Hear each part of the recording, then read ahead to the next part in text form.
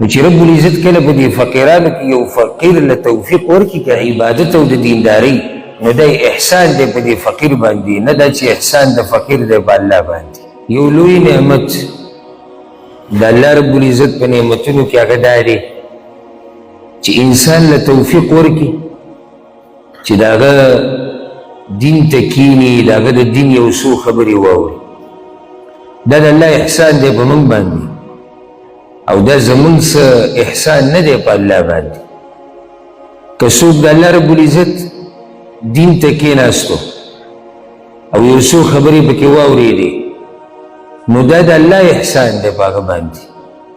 نه دا چې دی دا وایي چې زه ناست وم او ما دا وکړو او ما دغه وکړو. چې کله الله رب العزت خپل یو کمزوري بنده له توفیق ورکړي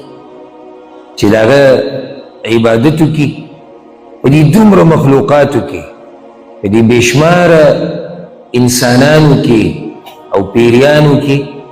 الله دله طاقت ورکړي، توفیق ورکړي د هغه د راضي کولو، د هغه د عبادت کولو، نو دا الله چاڼ کړی دی او الله پې احسان کړی دی.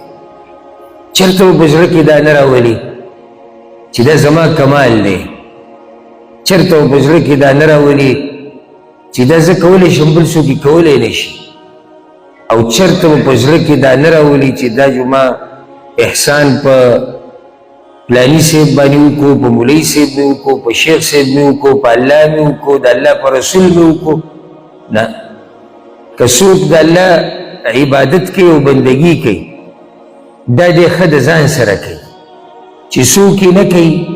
نه دی تاوان خپل کوي، د الله رب العزت تاوان څوک نشي کولی. او الله په قرآن کې وایي بعد اعوذ بالله من الشیطان الرجیم بسم الله الرحمن الرحيم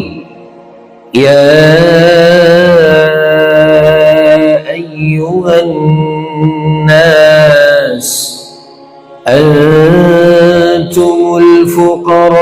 الفقراء إلى الله والله هو الغني الحميد. الله رب العزت اے خلقو، او دا خطاب ټولو خلقو ته دی چې الله رب العزت یا ایها الناس اے خلقو انتم الفقراء الى الله، تاسو ټول غریبانان یئ، تاسو ټول محتاج یئ الله ته، تاسو ټول کمزوري یئ.